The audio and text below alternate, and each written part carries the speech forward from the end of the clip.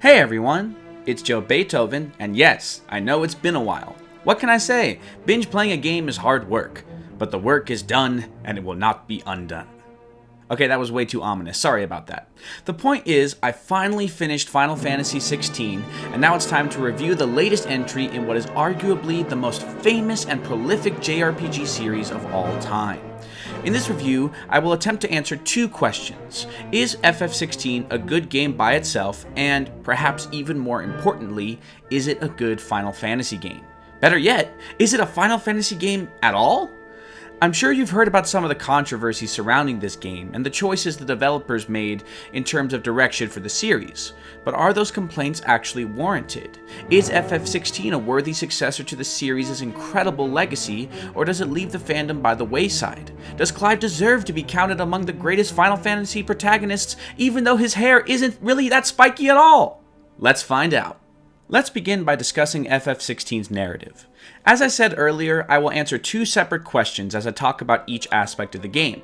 In this case, does FF16 have a good story, and is it really a Final Fantasy story? Though the game has been out for a little while now, I'm still going to avoid any major spoilers, but I will be talking about the narrative in broad strokes, and there will be visual spoilers without any context. You have been warned. Final Fantasy XVI takes place in the twin realms of Valisthea and stars Clive Rossfield, the firstborn son of Duke Elwyn of Rosaria. Alongside Clive, we have his younger brother Joshua, the dominant of the Phoenix, and their friend Jill. If you watched my video about the FF16 demo, then you already know the basic setup for the game, but just in case, let's go over it one more time. Everything seems fine in the Duchy of Rosaria. Elwyn is a kind ruler, Clive and Joshua are good sons, and Jill and Puppy Torgal are the best friends you could ever hope for. However, something is rotten in the state of Rosaria, as Elwyn's wife, Annabella, is a less than stellar person. A great betrayal ensues, lives are lost, Rosaria falls, and Joshua is seemingly killed by a second dominant of fire, Ifrit, even though there should only be one dominant of fire in the world. After these events, Clive is forced into slavery as a soldier for the Empire, and is branded as a bearer, which is this world's term for those born with magical ability. Anyone born a bearer is immediately considered a monster and is handed over to the authorities, never to know freedom or love. On top of that, if they use magic for too long, they will eventually turn to stone and die. As if that weren't enough, the blight is ravaging the land, slowly killing the world. Yeah, things aren't really looking too good for Valisthea right now. But Clive eventually finds Jill again and meets up with Sidolphus, a man that I would marry in a heartbeat if I were a woman. Seriously, did Square realize that they were creating possibly the most attractive and awesome video game character of all time when they were working on this version of Sid? Don't get me wrong, Clive is amazing, but Sid stole my heart from moment one. Now that the team is together, Clive begins working on his own to avenge his brother's death, and eventually starts working with Sid to create a world where bearers can be free and equal, a world where they can live and die on their own terms. The story becomes much more complex as it goes on, but this basic premise will do for now. Right off the bat, I will say I absolutely loved FF16's story. The characters are some of the most engaging and relatable in the history of the series. I desperately wanted to see Clive find hope and redemption. I wanted to see Sid create the world he had always dreamed of. I wanted to see Jill make peace with her inner demons and find love with Clive. I wanted the world to come to accept bearers as their brothers and sisters, to put aside all of their blind hatred and choose love above all else. Even the side characters like Gav, Goots, and Karen are so ridiculously charming and relatable that I felt like crying throughout the experience. Obviously, I'm not going to tell you how the game ends, but thanks to a very cohesive narrative and some truly remarkable side quests, every character arc gets a fully satisfying conclusion. And the world of Valisthea is so rich in detail that I actually found myself wanting to read every single lore entry, and thanks to Active Time Lore, which allows you to bring up relevant lore whenever you please, this never felt overwhelming at all. You can also talk to Harpocrates and Vivian whenever you want in order to update your knowledge and reacquaint yourself with the world and what's going on. The political and battlefield conflicts between Valisthea's different factions and superpowers are engaging throughout, and you truly will wonder if any of the heroic characters will survive to the end, or if humanity will ever unite in order to save itself from the blight. I was in love with this world from start to finish, and I felt truly inspired by the ideals FF16 was striving towards. I didn't want the game to end, but I knew it had to, and it ended on its own terms, which is perfect given the game's core themes. In short, does FF16 have a good story? Yes. As a matter of fact, it has a fantastic one. This is a tale for the ages, and I really hope we see more of this world in the future, especially since Square has insinuated an interest in committing to DLC support. Now it's time to answer the equally, if not more important question. Does FF16 have a story worthy of Final Fantasy? At first, FF16 seems like a truly unique narrative in the Final Fantasy canon. The main conflict boils down to freedom and equality for all people, and from the beginning of the game to the end credits, FF16 never loses sight of that core principle. However, the game does get far more epic and high-minded as it goes along, and even though it is truly incredible and emotional throughout, I almost wish it had stayed focused on man's inhumanity to man. Without going into major spoiler territory, the game eventually introduces a main villain that ties all the plot lines together, and you start to see the classic Final Fantasy trappings. This is of course completely fine, and the villain is awesome, but I feel like instead of creating its own iconic narrative and conflict, FF16 felt content to heavily borrow from the past, specifically from FF6 and FF10. Sure, every Final Fantasy has connective tissue and ideas are constantly being shared, but FF16 could have been unique and instead chose to play it kind of safe in areas. Also, FF16 doesn't just borrow from the franchise's past, it heavily emulates other properties as well, which is also sort of a bummer for a series that has always been a beacon of originality. You've probably heard dozens of people talk about the obvious and entirely purposeful connections to Game of Thrones. Even though I have never watched GOT, I am familiar enough with the story to know that the political maneuvering found in FF16's Valisthea is quite similar to what takes place in Westeros. Plus, the Akashic in FF16 are basically White Walkers, and the shocking betrayals and character deaths can be traced right back to GOT. Also, we'll talk more about this later, but this is the first Final Fantasy to have F-bombs and sexual content, which is of course inspired by the likes of Game of Thrones and the Witcher series. But do you know where FF16 draws the bulk of its inspiration from? It's actually directly from the Dragon Age series. The connections between FF16 and Dragon Age are so strong and so numerous that I actually plan to do a separate video about it, but here's a sneak preview. Both games take place in a land made up of two continents. Dragon Age has Thedas split into Ferelden and Orlais. FF16 has Valisthea split into Storm and Ash. Both games have a blight that is ravaging the land. And if you pick the human noble origin in Dragon Age Origins, both games have a young man who is part of a royal family that is betrayed and slaughtered, who then goes on to save the world and get revenge with their faithful dog by their side. I could go on, but that should suffice for now.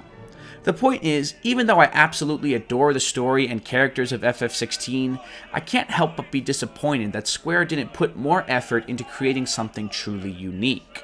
For the record, I recognize that there is nothing new under the sun, and that all that really matters is the execution of the narrative, but when the borrowed ideas, story beats, and even character arcs are this obvious, it's hard not to feel a little bit cheated out of a genuinely new Final Fantasy experience.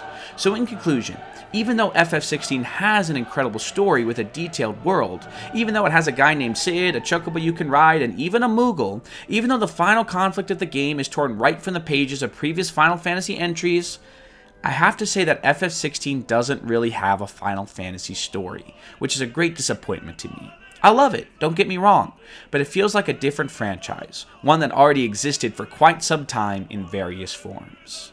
Now we come to what is probably the most divisive aspect of Final Fantasy XVI, the gameplay. From the outset, I'm pretty sure most Final Fantasy fans were surprised to see that FF16 was moving even further away from the classic RPG combat we know and love. After all, FF15 attempted full action combat with what most people describe as mixed results at best.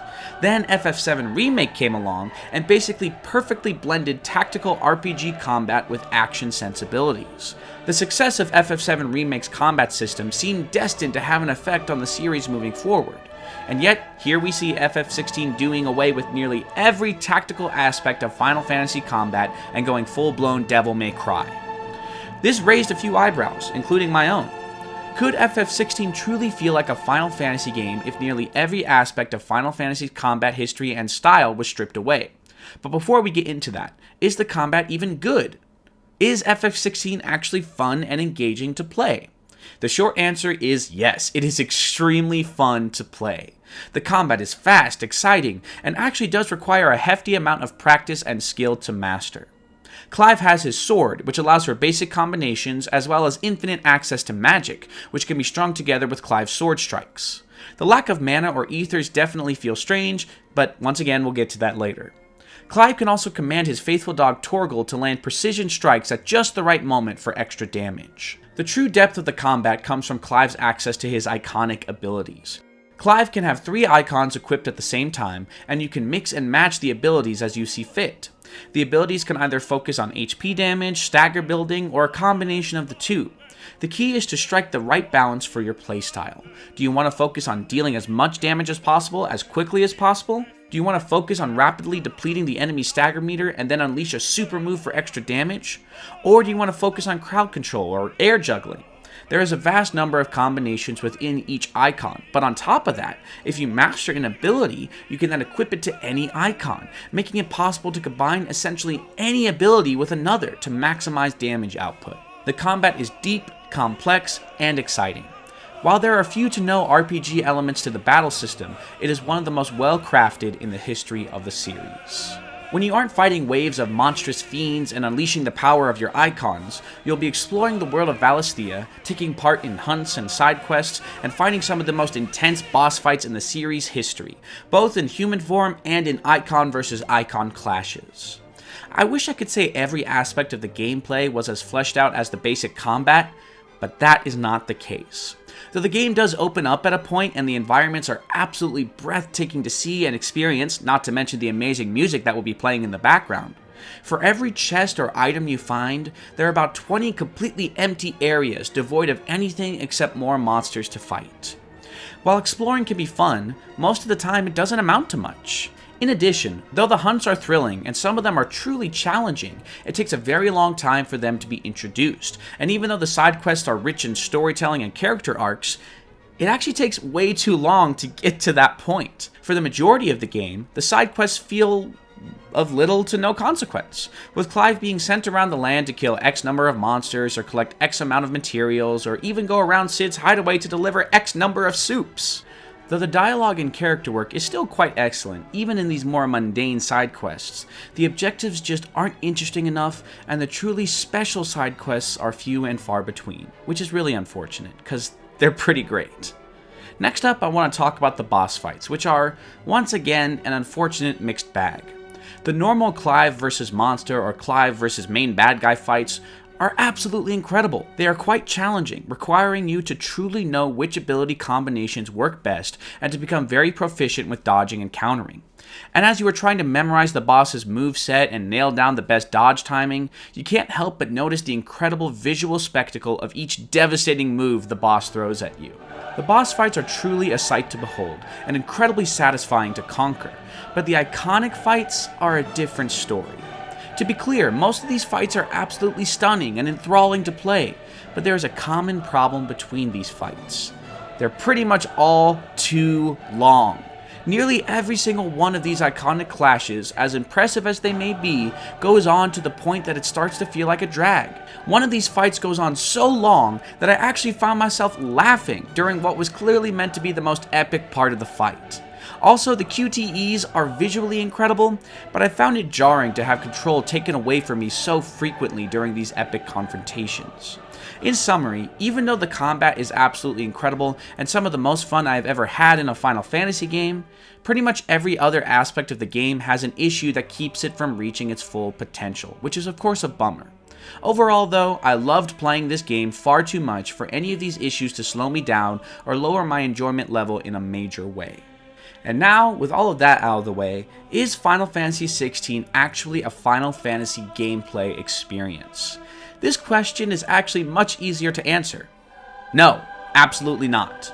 Though Final Fantasy has been in a constant state of flux since FF10, and the series has been moving in a more action-oriented direction for years, FF16 has done away with nearly every aspect of combat that makes a Final Fantasy game feel like a Final Fantasy game. The combat is fast-paced and exciting, like I said, but items, a staple of the series since the beginning, have been turned into a complete afterthought. You have potions and some tonics that increase your strength or defense or limit break gauge, but you can only hold a handful of them, and you won't need them most of the time. In addition, there are no combat items, no Phoenix Downs, and no Ethers. In fact, magic itself feels like a complete afterthought as well. With no mana, no use of elemental weakness, and no way to make magic your main combat style, it feels like one of the core aspects of Final Fantasy's gameplay has been completely tossed aside. And even worse than that, there is no party management whatsoever. Other than giving Torgal one of only 3 basic commands, the player has absolutely no control over what the AI companions are doing in combat. You can't equip the party with new gear, you can't customize their abilities, you can't give them commands, and obviously, you can't control them directly. Essentially, all of the ways that FF7 Remake merged classic FF combat with action sensibilities are just thrown out the window for FF16. It is the least tactical combat system in the history of the series, with very few ways to experiment or develop your own strategies, which has been a staple of the series since the beginning. In short, no. FF16 is essentially in no way a Final Fantasy gameplay experience. Before we get to the verdict, I think I should take a moment to talk about Final Fantasy XVI's adult content. Something I never thought I would have to do for a Final Fantasy game. Sure, past FF games have had mature themes and occasional swearing, but FF16 is the first and hopefully only Final Fantasy game that was literally designed to imitate Game of Thrones. As a result, FF16 is far from family friendly. It's not as inappropriate as some other things you'll see in video games, but it is surprisingly mature for a mainline Final Fantasy entry. To be clear, this content advisory is not me telling you what you should do, this is me giving you the same warning I would want someone to give me. If you watched my video about the FF16 demo, then you already know about my apprehension when it comes to the pervasive use of the F-bomb in this game. As I played the rest of Final Fantasy XVI, I tried to stay open. I waited to see if at some point the F-word would start to feel like a necessary addition to this grim and gritty fantasy world. Unfortunately, it never happened. In fact, the F-bomb becomes so pervasive and, in my opinion, more obnoxious as the game goes on. Gav, a character I started off really liking, suddenly turns into an F-bomb machine at some point. He starts using it in every other sentence, and instead of making the character or the story seem more mature, it just made it feel like the writers couldn't think of actually clever or meaningful dialogue. In short, I stand by my previous opinion. The F-bomb was not a necessary addition to FF16. Next, we have Final Fantasy XVI's sexual content, which, while not explicit, is found throughout the game. There are multiple scenes of nudity, all from the side or the rear. These scenes take place either before or after the characters do it, which is the safest term I can think of to describe what's going on. In addition, prostitution is a recurring theme throughout the game, with some of the main quests and side quests focusing on the Veil, an establishment of morally questionable activities. While nothing is shown, the things going on are made perfectly clear. And while I do appreciate that nothing is explicit, I just don't think any of these mature themes actually added to the story of FF16. If anything, they contributed to making the game feel less special and less original. Of course, this is just my opinion. If you completely disagree with me, that's more than okay. Maybe the Game of Thrones vibes are right up your alley. That's great. Have fun. Be sure to sound off in the comments and share how you feel about the adult content of FF16. So what's the verdict? That's a difficult thing to determine since I have to judge this game on 2 different standards. Is it a good game, and is it a Final Fantasy game? If you couldn't tell from how much I was gushing earlier, I love countless things about this game as a standalone experience. Final Fantasy XVI has one of the best stories I've ever experienced in a video game, even if many aspects of it are borrowed from other franchises. The characters are empathetic and engaging, the world and the lore are expansive, epic, and well-developed, and the set pieces are mind-boggling. In addition, the graphics are beautiful and the music is signature Final Fantasy. On the gameplay side of things, the combat is truly incredible. It's fast-paced and requires a high level of skill and practice from the player. Or, of course, you could use the special accessories that make the combat more accessible, which was a nice touch from the developers. However you may choose to approach the combat system, it is a visual marvel and it is a massive step forward for Final Fantasy's transition to action combat. However, the side quests can be tedious, the hunts don't show up soon enough, and nearly all of the iconic clashes, though glorious to behold, go on too long. These minor issues aren't enough to knock FF16 below wonderful status, however. As a reminder, wonderful is the rating that I give to games that are still great or even amazing, but have just enough issues to keep it from being truly masterful. FF16 is amazing, and I look forward to replaying it, but there are ways it could have been improved upon. Now, how do I rate FF16 as a Final Fantasy game? Well, as I said earlier, it has a detailed world and an amazing guy named Cid, along with other wonderful characters. It has chocobos, a Moogle, and a battle for the fate of the world. These are all staples of the Final Fantasy series, for sure. But the extreme level of unoriginality in the world and the story, as well as the elimination of nearly every aspect of gameplay that makes a game feel like a Final Fantasy game, it's impossible for me to give FF16 anything above the rating of tolerable. This is my second lowest rating, and it is reserved for games that may hold some enjoyment, but are too deeply flawed to wholeheartedly recommend to anyone. In this case, I find it difficult to recommend Final Fantasy XVI to any longtime Final Fantasy fan. As a Final Fantasy game, this is just as high as FF16 can go for me, tolerable, which is a shame. I wanted to love this game, and in many ways I do, but I just don't believe it earned its place as the latest mainline entry in the series. If you want to have a true current-gen Final Fantasy experience, I would highly recommend you play Final Fantasy VII Remake, not Final Fantasy XVI. Alright, that was video review number 16, which of course works out since this is Final Fantasy XVI.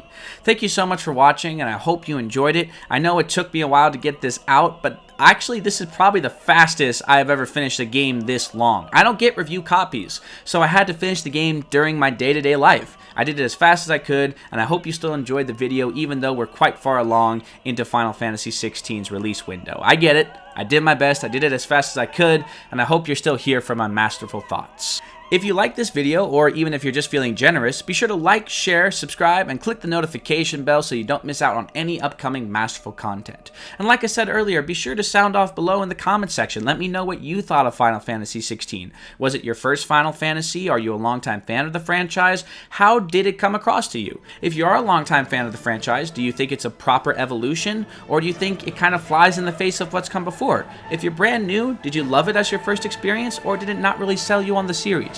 Let me know how you feel in the comments below. You can look forward to a lot more Final Fantasy videos, including reviews and different thoughts that I have on the series, as well as more Alan Wake content in the near future.